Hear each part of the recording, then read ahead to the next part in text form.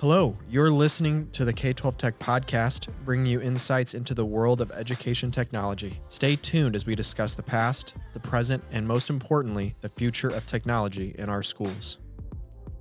Pete, thanks for being on the K12 Tech Podcast for Origins, episode number 3. We obviously spent most of the day together, and you made the drive up here. Yeah, thanks for being on the pod. Really happy to be here. Yeah.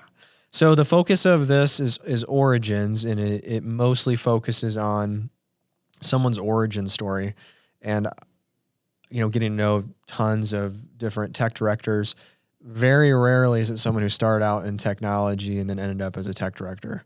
There's a lot of different journeys that they've taken to get where they are, and I think more to take down that stigma of I didn't start out in technology. My degree isn't in technology, so I can't ever be a tech director or inside of that space. And I think having these stories of these people have very interesting beginnings and where they're ending and continuing on their career. So I'm excited to hear your story. Yeah, it should be fun. All right. Let's start from the beginning, kind of your childhood interests, and then walk through high school and into college and what you wanted to do. Start at the beginning. All right. Well, I grew up in Chicago, downtown. Both of my parents were immigrants, so my first language was German.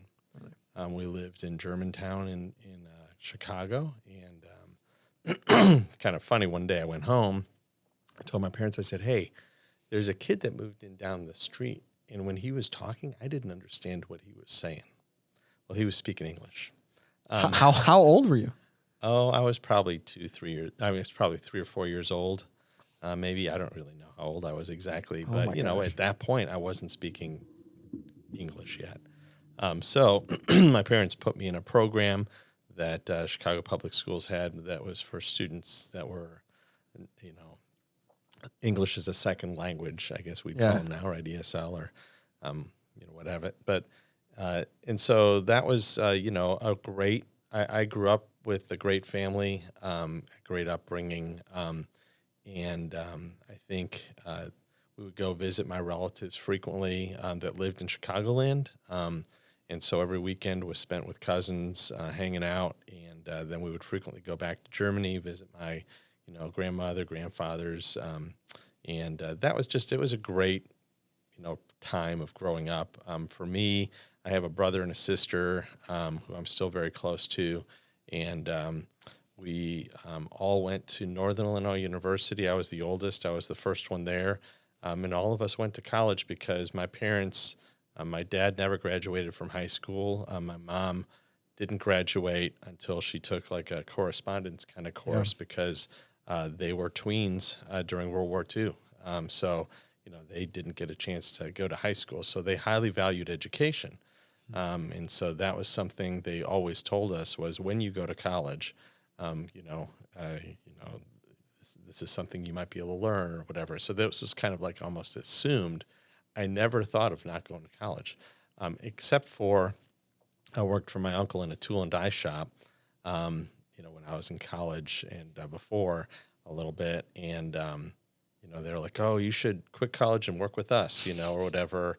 And by the end of the summer, I was always ready to go back to school. But what I was studying really was biology. I was really interested in sports medicine. And that was because I was an athletic trainer in high school. I was a student trainer. I was also a swimmer. And I was just looking to try to stay involved in something other than German club. So I got really into sports, really kind of almost as an observer participant and helping as a student trainer. And so I went to Northern because Northern offered me the best opportunity to get my education there and also be a part of their athletic department. Yeah. And so it was a different direction than education as a career. So you're in college, focusing on the physical training side. What changed with that? Obviously, you got into education, and what were like the next steps in that changing? Yeah, it's weird. It's always interesting to me so I love the fact that you're doing an Origins series, how people got to where they are. Yeah.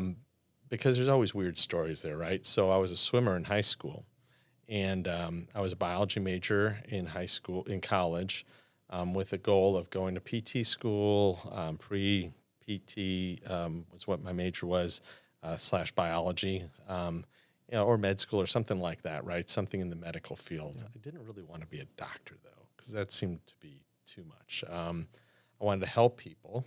And so we didn't really have a lot of money, so spring break was always spent back home. So, I'd visit with my high school teachers, and I was visiting with my high school swim coach, who was also a biology teacher. And so Ed said, hey, it's coming up on lunch, so let's have lunch together. But after lunch, I got to go run off a bunch of papers. Could you run up to my room and get class started? And I was like, what does that mean? He's like, well, I've got everything on the desk for you. He's like, you just need to, there's a list, take attendance, just tell them you're a sub, and then I'll be back in there in a couple minutes. I just need to run off these papers, This is when making copies was kind of a bigger deal, I guess. But so I get started, and I look, and in Illinois, sex ed is part of biology class. Oh, my gosh. And I was reviewing with them the sex ed unit, and he never came back. Did he do that on purpose? He totally did it on purpose. Oh, my gosh. He was in the hallway. He said, I was laughing so hard. I said, you were in the hallway the whole time? What the heck? Come on. He's like, oh, it was funny. But you know what? You did a good job. You should think about being a teacher.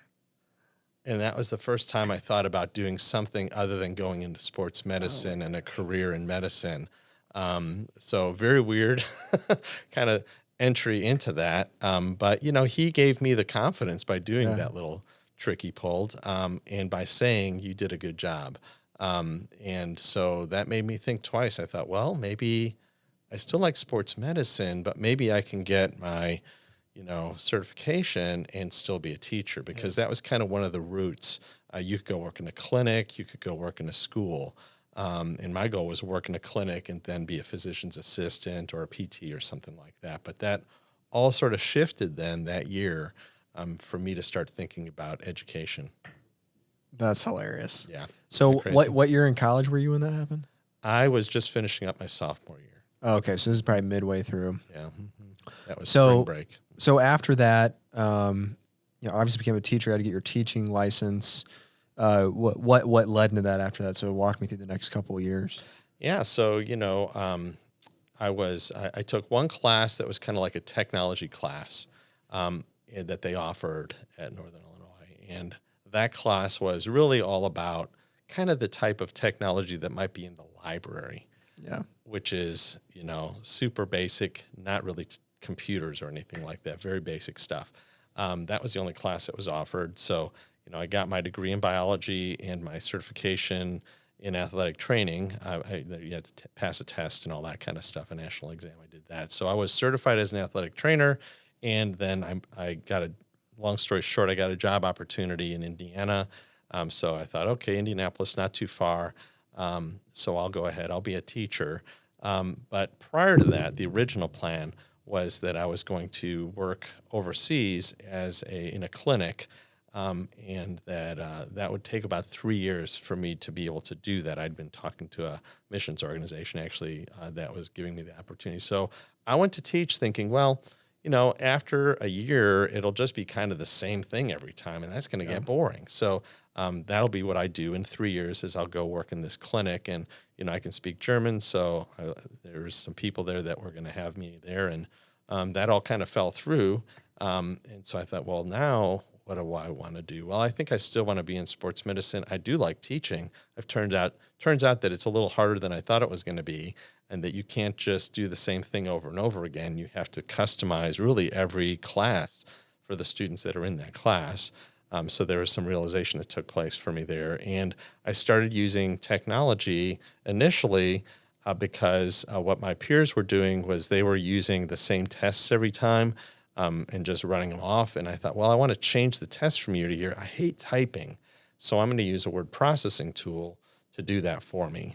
So I really started getting into technology because I was just wanting to use a word processor instead of running the same exams all the time. and being able to do some customization off of work I had previously done. So this tells you how old I am, that was a thing. And before you knew it, I was the one that was using technology more than anyone in the school. I was using, at that time it was an Apple II lab. So that's how old it was. And no one was using it. And so the media specialists loved me because I would schedule simulations in there and things like that we could do with some software that we had on hand. And so before you knew it, I was the technology expert at this high school in Indianapolis. And they said, "Hey, will you be the computer coordinator?" And I said, "Well, what does that mean?" "Well, the math department chair is the computer coordinator now, but he doesn't want to do it." I said, "Well, what does he do?"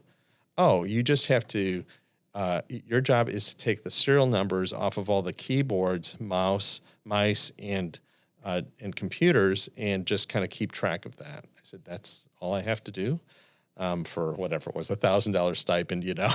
I was like, "Okay, I'll do that for $1,000. I'm a husband. I'm a dad. I could use a couple extra bucks." Yeah.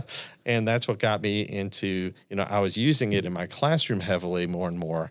But that's what got me into the technology arena. Do you remember a time early on in your career where you were using technology and you're like, this is going to change the world? This is going to just, because I remember a few of those instances, like more recently using ChatGPT would be one of those for me. Of like, whoa. I think first time I used Microsoft Excel, I was like, what? First time I used a Google document, and me and like 3 other classmates were working on it at the same time. Do you have some memories of like, this is more things of like people, it just wasn't well known what its capabilities were? Yeah. I have all those experiences that you had were all, I think, pretty instrumental. Those are all big shifts, right? I think in ways that were disruptive. Probably the very first one for me was that a word processor was better than a typewriter. That was probably the first one. And I think I forget what product I was using, but that was probably the first one. The next one, probably within a year or two, was I had a laser disc that had movies and pictures that I was using with my old Mac Classic. And I learned I could connect those two together to make what they call a level 3 Laserdisc system. In other words, I could write hyperstack cards on the Mac that would then reference parts of the Laserdisc and pull them up on the screen. So basically, I basically wrote a whole bunch of hyperstack to automate this Laserdisc player to play videos and stills, and then I would use it in my classroom to do kind of like an opportunity to do personalized instruction, or just to kind of work me through a sequence of things I wanted to teach, in a progression, and then showing the students on the screen what was possible. And no one was really doing that because you had to go through a scan converter, and it was a real pain in the butt. But I put in a lot of energy to do that because I saw the value of it, because I thought this could really make a big difference if a student is visual like I am. Talking about something like mitosis, a process of cell division, is pretty boring when you're just looking at a bunch of chalk drawings on the board. But if you could actually see that dividing, that would be huge. The only other way I could do it is bring a microscope in with slides, and that gets pretty technical. So I saw that as a very significant way that I could get students engaged, help them to see the process, the cycle, whatever it was, in a way that is very visual. And I thought that's huge. And of course now with the internet, I mean, that stuff's just like so easy now. But well, yeah. I mean, how were you getting those skills? Like, how are you teaching yourself? It's not like you can go online and look it up. I mean, no, there was no online at that time. So I would read some manuals, but I don't know. I got this from my dad. I think he could look at something like plumbing or an electrical problem or a mechanical problem, and he was brilliant at being able to figure out how that worked mechanically and how it could be repaired or how it could be salvaged or whatever. And that's what he did professionally eventually. And so I think I got a little bit of that where I could kind of be a self-starter. And if I knew some of the basics about how something operated, I could probably figure out how to hack it to do the thing I wanted. that's amazing. Like, so So you have those instances. You're still a biology teacher, and then you take on this extra role of serializing the mice and the keyboard and the computer together. What are you tracking that in? Is that in the word processor? Yeah, it's a I don't even know spreadsheet. what Yeah. you're. Yeah. There's a spreadsheet. I'm trying to remember what the name of the product was. I can't remember what it was, but it wasn't, Word or anything, because that really didn't exist yet. Word and Excel and PowerPoint wasn't the thing. But it's just it was a simple database program is what I used. Oh gosh, I can't remember what it's called now, but anyway, there was a lot of simple stuff that was just coming out at the time. That most people didn't even know what it was or how it worked, but I thought, I could probably build a database. And then eventually I realized that if I want to get paid a little bit more money, yet I could get a master's degree in something educationally related. And so I thought about, well, I have to make a decision now. Am I going to go and get my master's in kinesiology, which is what I was seriously thinking about, because biology kinesiology matches up pretty good for certain professional fields that I was kind of interested in? Or do I actually shift completely and go into a more technologically focused master's, which there were a few. And I was just engaged, and I thought, well, I should probably take classes in the summer, but we're getting married. And I was talking to a professor, and he said, you know what? My class is only 6 weeks long. You should take it this summer. And I said, well, when is it? And he said, well, it starts in June and ends in July. It's like, okay, well, the problem is that I'll be in class for 2 weeks. I'll get married. I'll be gone on my honeymoon for 2 weeks, and then I'll come back for the last 2 weeks. I said, I'm not sure that's going to work. He's like, it'll work fine. You go ahead and you do that, and I'll make sure you're caught up. And so I thought, okay, well, I'll go ahead and take that class, because it was kind of an intro to this degree field. I thought, well, that'll give me an idea of if I want to get a degree in this or not. Yeah. So I did it, and and then I decided to keep going with it with a degree in instructional systems technology at IU. Incredible. So you end up getting your master's. How many summers did that take? Oh, it took a lot of summers and I was one of those guys that, would run down. I would run down to the athletic training room, get all my stuff taken care of there, try to get out of there by 5:45, run home, have a quick meal, then drive downtown to take classes at IPY, and then get home, and my wife and kids would be sleeping, So I figured that was worth doing intensively for 2 years and trying to get that degree done and then kind of moving on. So my son at the time was super young, so I'm not sure he even knew that I wasn't there as much, but but that's what we did. Yeah, that's what I told my wife early on. It's like, they won't remember me not being there all the time. But she needed my help was the thing I didn't realize, and so that made it more difficult for our marriage a little bit, but we worked through that just fine. But, these are the things that you kind of don't always know everything when you're that age, and you make some mistakes, but we worked through it. Yeah, those conversations are hard. I remember when I first started the business, really, my first, probably for 8 years of the 12 years I've been in business, I'm like, it's going to be worth it. It's going to be worth it. I'm going to have that freedom.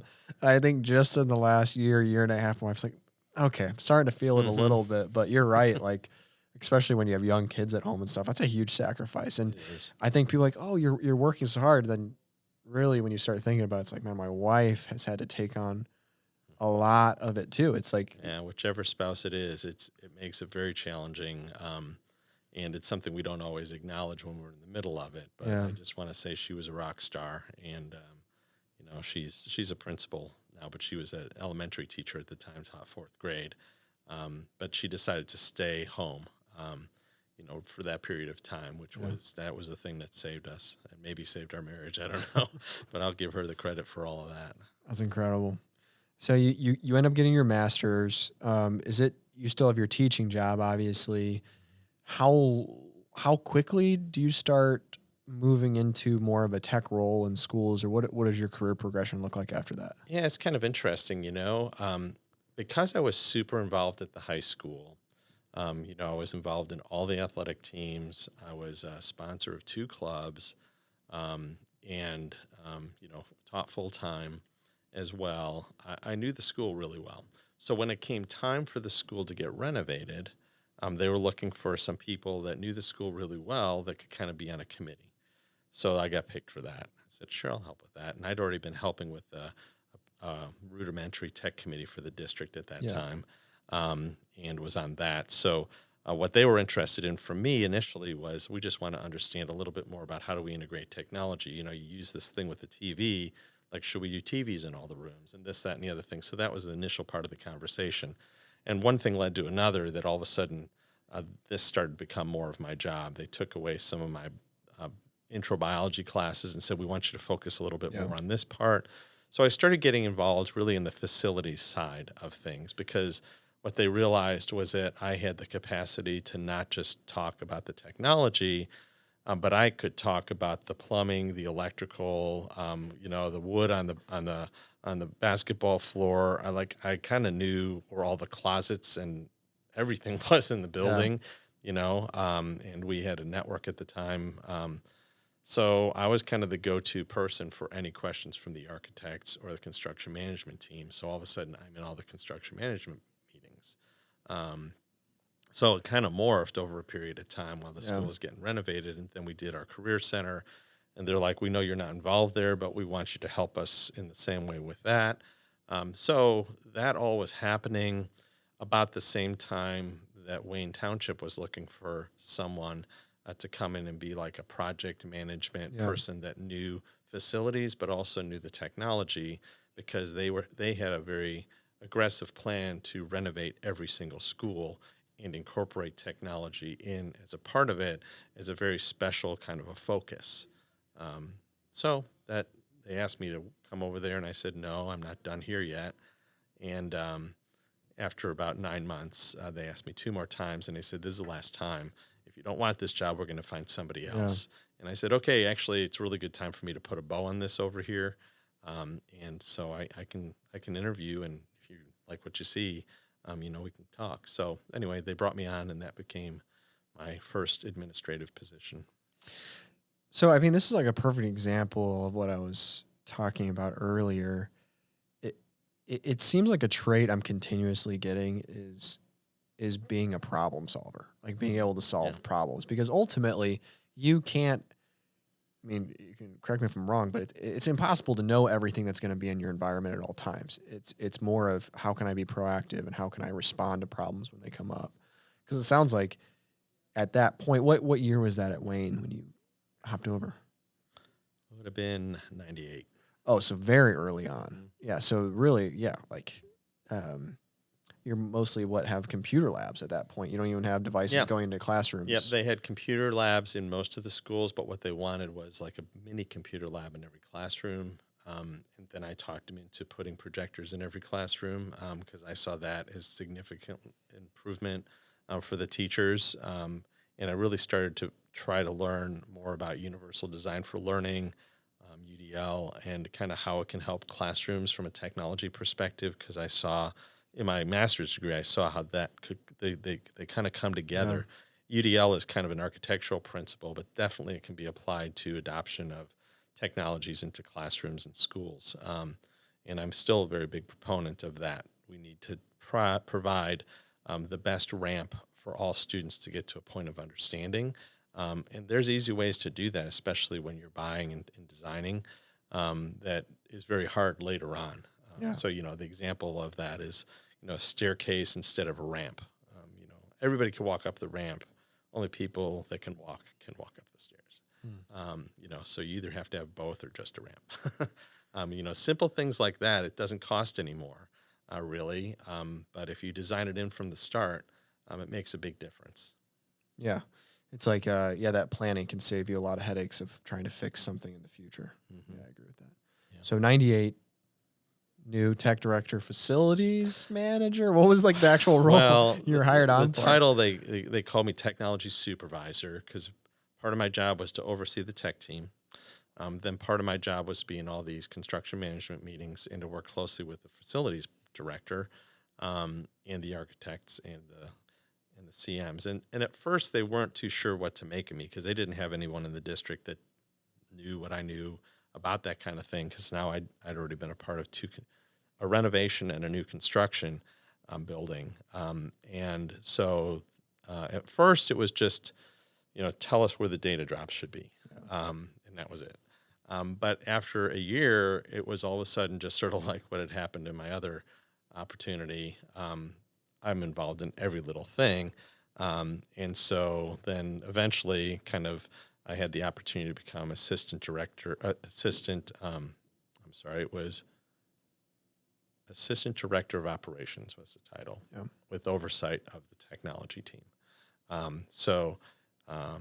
Some other things were happening in the district, and that's kind of how that panned out. So now I'm all of a sudden assistant of operations, which includes everything from transportation to food services to the facilities, custodial, and then, by the way, there's a little other thing called IT. And so I learned a lot, and it was really great. And with everything I learned, I tried to, try to make it better and easier. And I was always very focused on the classroom and what do the students and the teachers need, and trying to get my staff to kind of have an understanding of that, but also kind of have a feedback loop too, because there were a lot of things that the tech team knew that I couldn't know in my role that could make those things better. So I needed to, get information from them. Their input was really critical to being able to be successful in creating the best classroom environment for those students and for those teachers. What was that transition like, going from being a teacher and then having a team? And a team, I'm assuming you inherited, that was already there. Did you feel like you just kind of naturally had a leadership gift, or was that kind of a learning curve? And then what things inside of that, whether you knew already or learned, that were important with that transition? Well, I always hated being in front of people. I always hated talking to people. Great. Now it's my job. Yeah. But, literally, I took the test to exempt myself from speech in college. And apparently not too many people either did it or passed it, but I did, because I just hated it so much. Yeah. I was going to not take that class because part of that class was talking in front of people, So interestingly, that situation that I talked about that first got me into education with my swim coach in the biology class, he gave me a lot of confidence to try some other things. And then I had some opportunities in college to lead a group. Before I knew it, people just assumed that I would run that thing, which I still don't have an understanding of why they would think that, because I'm not sure I'm the best person. But when you walk into the room and everyone looks at you like, okay, it's time to start now, what are we doing? It was always a weird feeling for me. And even to this day, it's sometimes kind of weird, even though I might have a title or something like that where I should expect it, as chief technology officer or whatever it is. But it never felt natural to me. But then what was natural was then the next thing, which was, all right, well, no one else is doing this. This is now your job. You got to get up there and do that thing. And so it's basically talking about being an introvert, but having to be an extrovert in that situation. And again, I'm pretty adaptable. So I would just take that and run with it and do the best I could. And I hope that was good enough. And so in transitioning from not wanting to be even in a speech class to transitioning to deciding that I'm going to be in front of a group of students every time I wake up in the morning within an hour, that was a weird feeling, but then it felt natural. So sometimes I think, the challenge is what might not feel natural at first might be natural. You've just never been in water before. So you didn't know that you could kind of swim. Yeah. But someone throws you in and all of a sudden you're trying it, and you're like, okay, well, I'm not too bad at this. And hopefully they're there for you if you start drowning, but a lot of times you have to jump into deeper waters before you can understand whether you can handle that or not, or what adjustments you have to make to handle that. And I talk about this sometimes with our, CTO to B program here in Indiana. We've got a program, we'll have 18 people in it this year. We launch next week. Called CTO to B, and one of the things that this is for junior level leaders or people that are in the role but just got started to want to be a CTO or tech director. And one of the things is that you sometimes have to be challenged to step into that leadership role. And so I want to encourage tech directors, find somebody on your team that you should be challenging to step into the next role, because at some point you're retiring or you're leaving or whatever, and hopefully you're not threatened by mentoring someone that might replace you. But I think it's a good challenge to all of us, and then to those people in that role. You might not think you could do it, but you won't really know until you try a couple of things, And that was true for me, definitely. And so it felt weird going from the classroom into administrative role. And as a matter of fact, when I interviewed for the position, they actually had one of the interviews was with the tech team, and one of the techs said, "Okay, so you were a teacher, and you kind of helped with some of the facility stuff, but you've never led a team. What makes you think you can lead us?" And I was like, well, that's a fair question, but I've led a lot of different things, and I've led a lot of different people. They just happen to be volunteers, or they just happen to be students. And I said, I'm not saying you're volunteers or that you're students, but I'm saying that leadership is transferable. And I think, therefore, I can make a good leader of this team, which I'm really impressed by. And I'm really glad you asked me that question, because I wouldn't want you to be led by someone that didn't think they could lead. I guess that was a good enough answer, because I got hired, and we had a good relationship right from the start. But you have to be challenged sometimes to step up into difficult situations or opportunities that you might not think you could do at first, but you might be surprised. So inside of that, you have a new team. What characteristics would you say, maybe say something you were good at when it comes to like either relating to or motivating your team, and maybe an area where you really had to work on, or an area like holding employees responsible or stuff like that?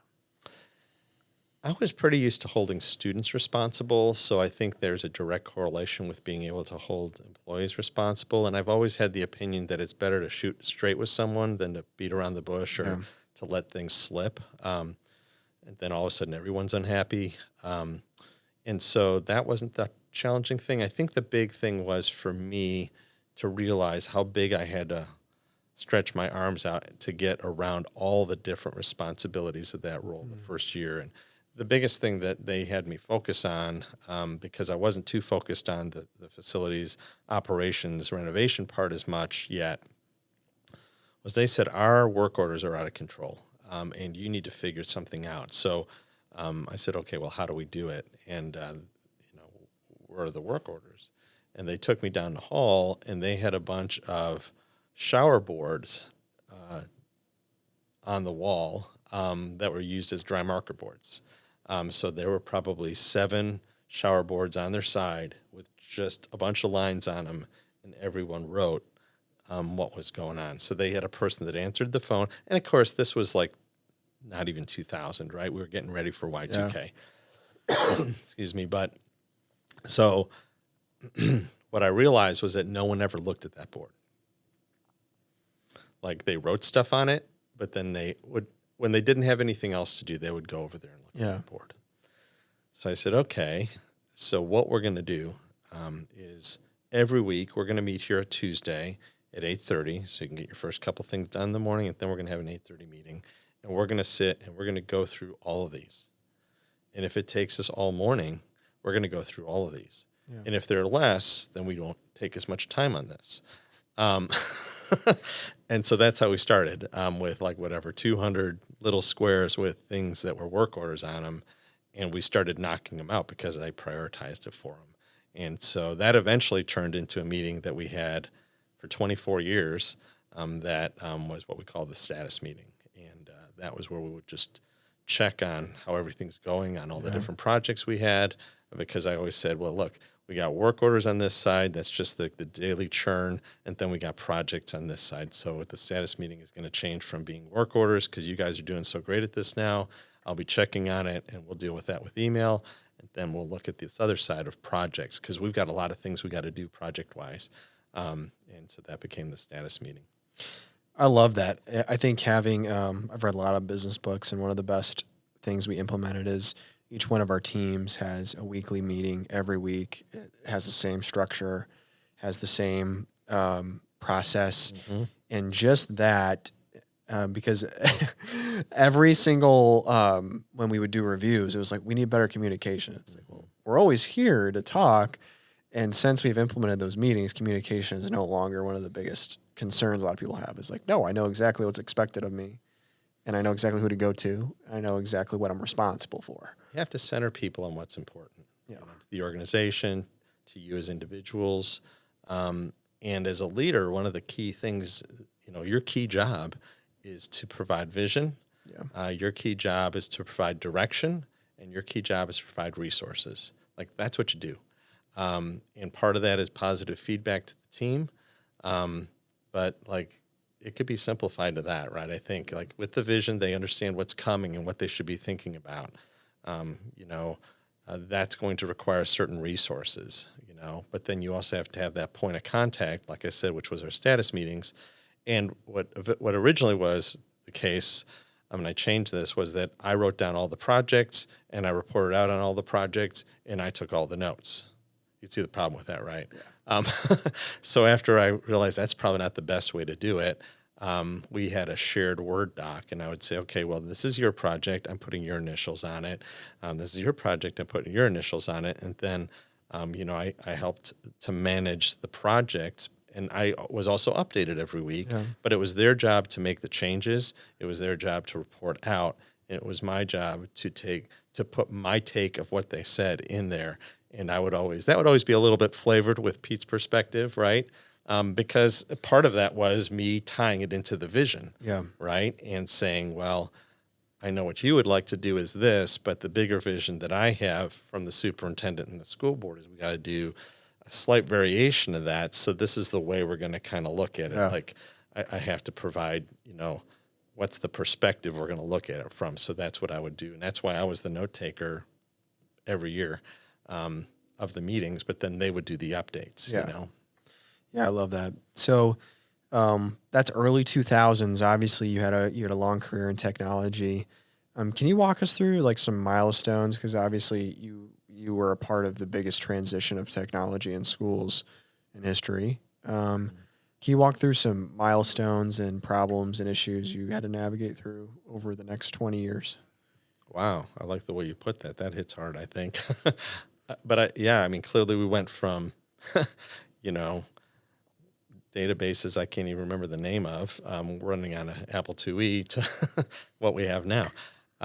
It was pretty significant, right? And it does impact instruction, and it does impact the way we do our jobs. And I think that there were several critical things. And what's interesting, it's usually not the things we think of, I remember when I first got started there, it was all about Y2K, which we know was like not a big deal, right? Yeah.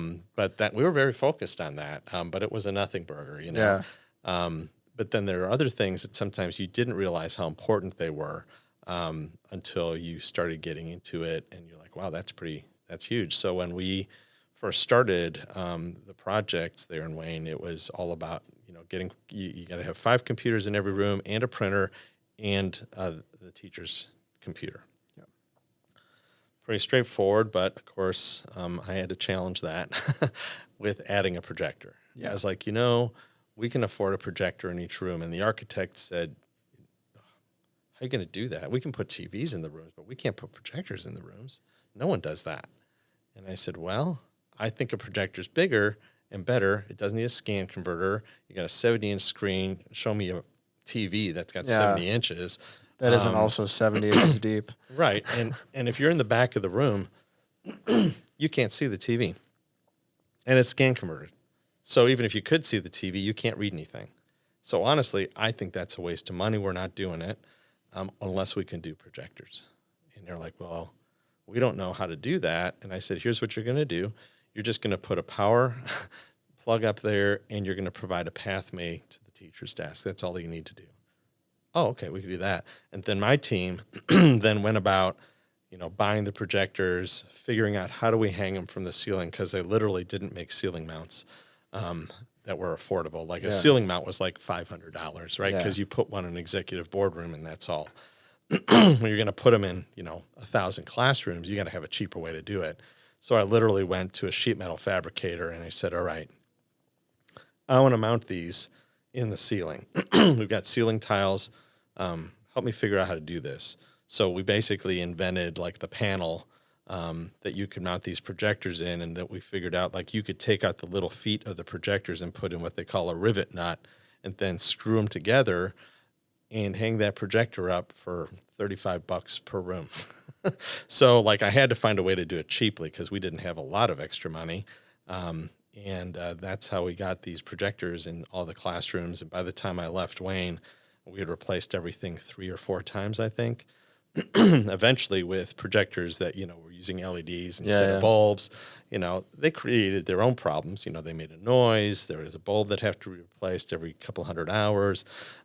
But it really helped the teacher, just like I said with my mitosis example, show the student what they were talking about. And then with the advent of the internet, take virtual field trips to anywhere in the world, right? I mean, that's invaluable.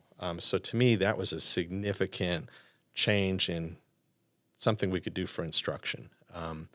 I'd agree, like, you look at Google Docs, that was the easiest professional development we ever did. We showed people and they immediately was like, we need that because they saw the benefit of the collaboration simultaneously at the same doc at the same time, So that was huge. Obviously, wireless in every room was huge. I'd say that phones in every room for a period of time was huge because teachers didn't have cell phones. And even if they did these days, actually, our buildings were like Faraday cages. You could hardly get out with a cell signal. But, so having that classroom phone changed some things with classroom discipline and opportunities for teachers to talk to parents. So I think that was one of those changes that maybe didn't get as much attention as something splashy like APs in every classroom for wireless devices, I think that was pretty significant.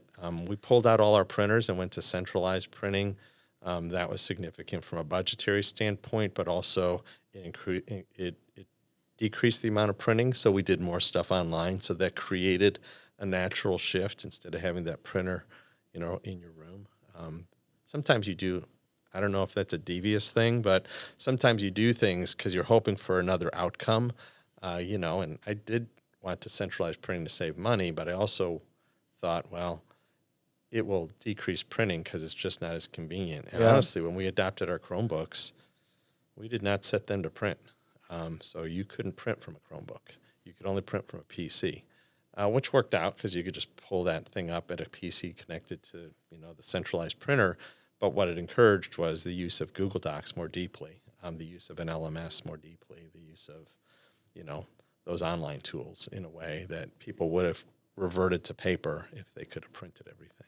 So I think those were all pretty significant changes. I'm sure there are others. Oh, yeah. I mean, I always thought about that of, in education, you have teachers who have been there for 20, 30, 40 years who have done things a specific way. It's like, how do you very kindly nudge them in the direction of, hey, we're getting rid of paper or we're using these devices? And I'm sure not everybody was always happy with the changes. We didn't like the idea of paperless, but I did like the idea of less paper. Yeah. Yeah, and I think with a lot of these areas where industries are changing, it's like going cold turkey is just not really an option, and you're not going to get adoption.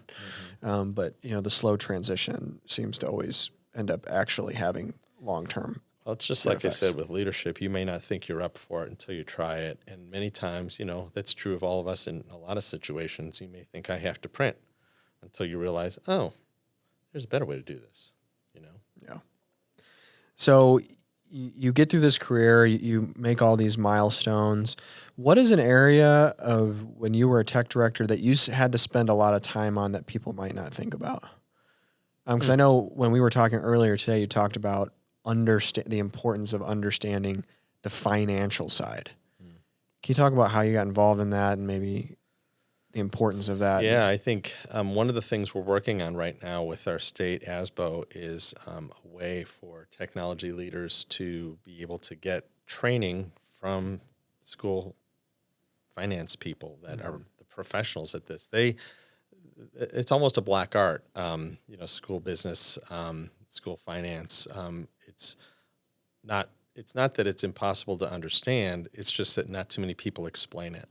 And a lot isn't documented, easily accessible, even in this day of YouTube videos. I don't know of a YouTuber that specializes in that. I would watch them if I could find them. But I think that is definitely a daunting area for many of us in really any leadership role in a district.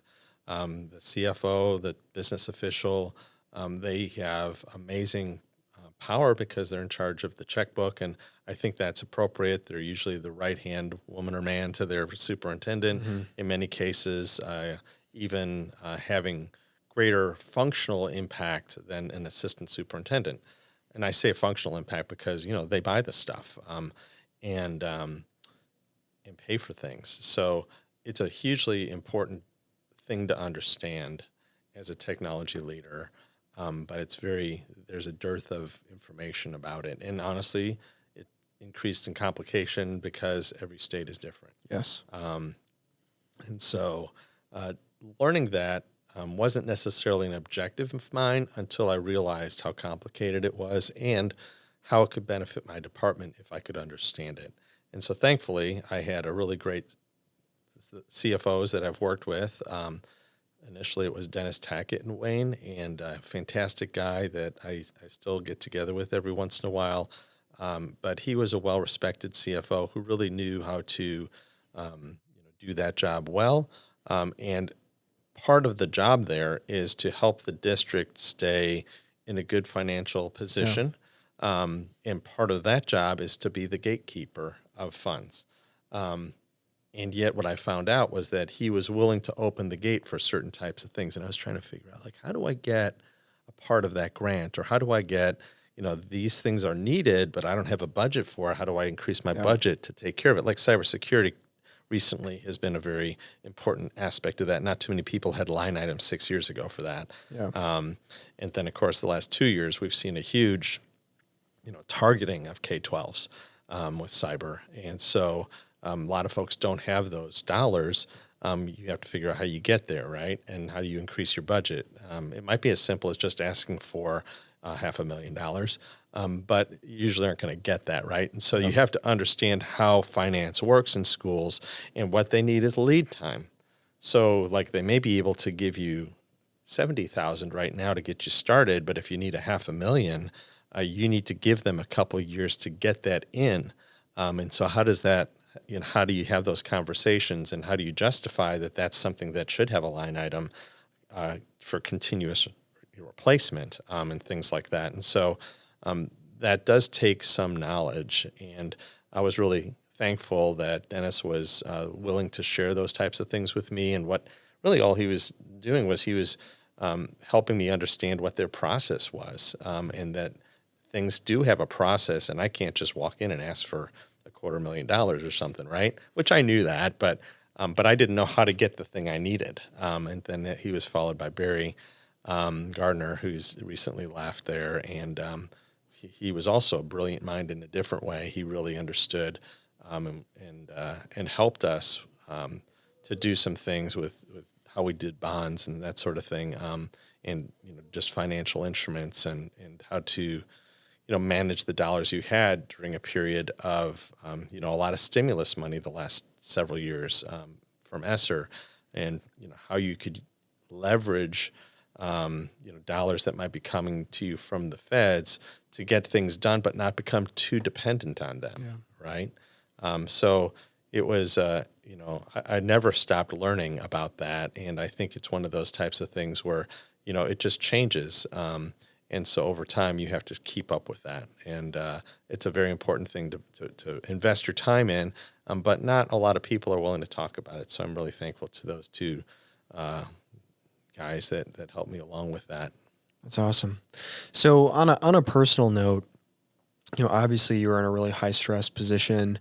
What did you do personally, or what personal disciplines, morning routine did you do to kind of fill your cup? Yeah, that's a great question. And this is very, personal to each of us in terms of what you do.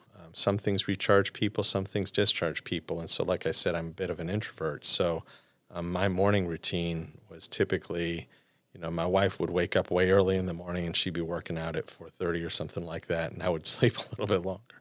But then I wake up, I'd have to have a cup of coffee, and then I'd have a time of reading. For me, it was scripture, and, taking time to just think about what's most important in this day, lift those things up and kind of think about my family.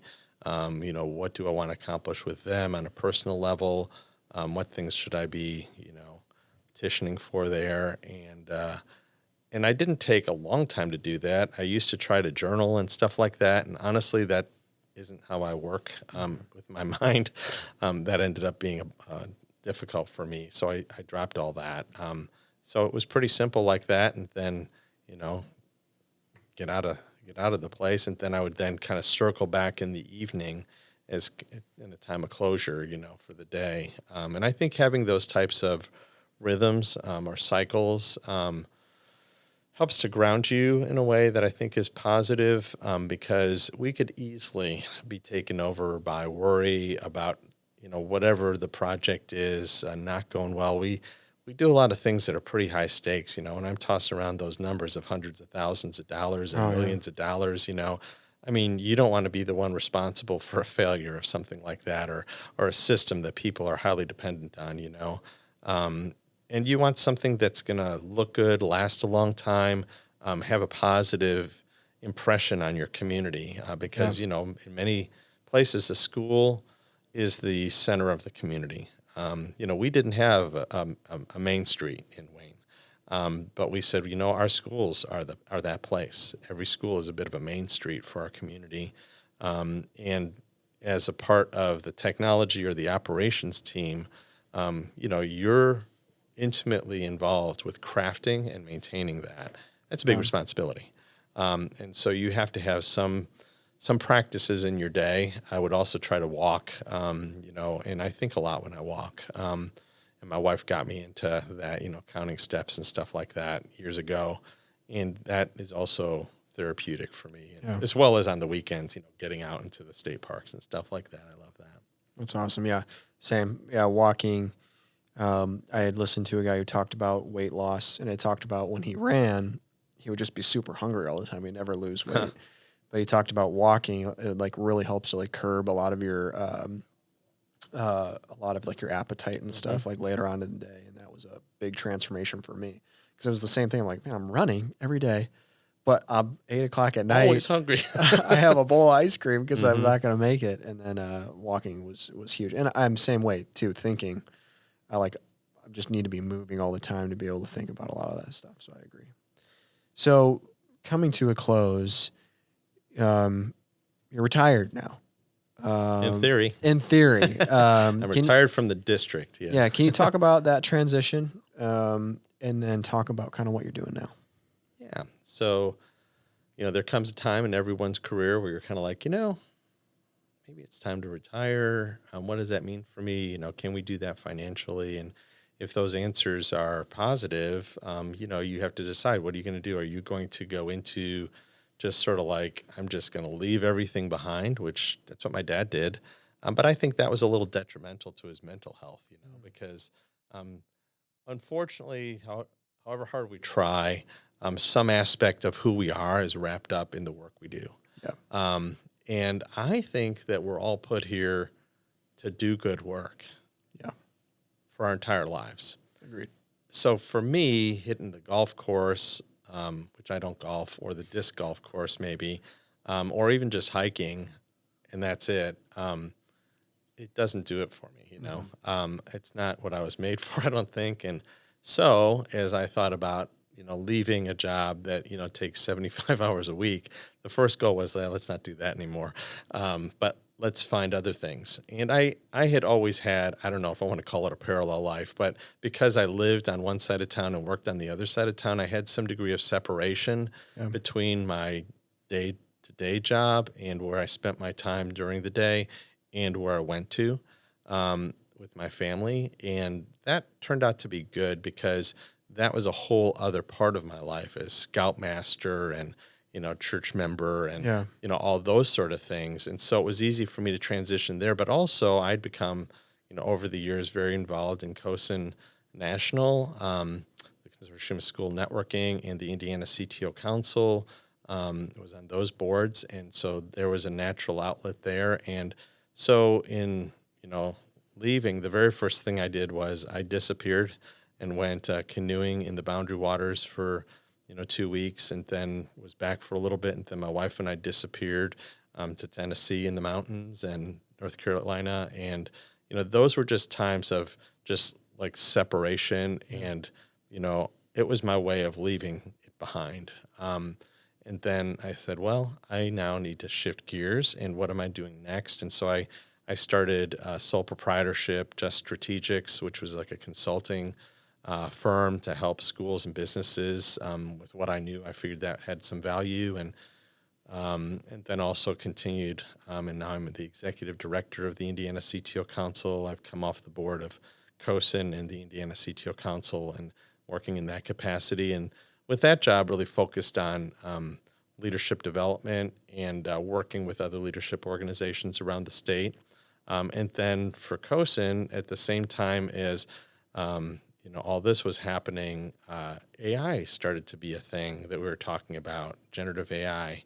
And Keith Kruger, who's the CEO, said, hey, would you mind being our subject matter expert on AI? Because I think you know a little bit about it already and could dig deeper. But I need someone that I could kind of toss that to, because we're going to start getting a lot of opportunities and questions, and we need documents written, and I need a point person for that. Yeah. And so I became their SME on generative AI, and have done a bunch of presentations to superintendents and tech directors since ChatGPT was released, because that's when it exploded, right? Yeah. And so, that's all kept me a little bit busy, and that's how I like it. Yeah, I just want to say thank you for all you've done for education, and you're an inspiration to a lot of people in this industry, and look forward to continuing to work with you on your subject matter expert stuff, and I look forward to seeing what you do with the rest of your career. I appreciate you being on. Thanks, Zach. It's been a pleasure. It's fun to reflect back on where we've been. I'd encourage everyone to do that every once in a while. Yeah, awesome. Thanks. Thanks, Pete.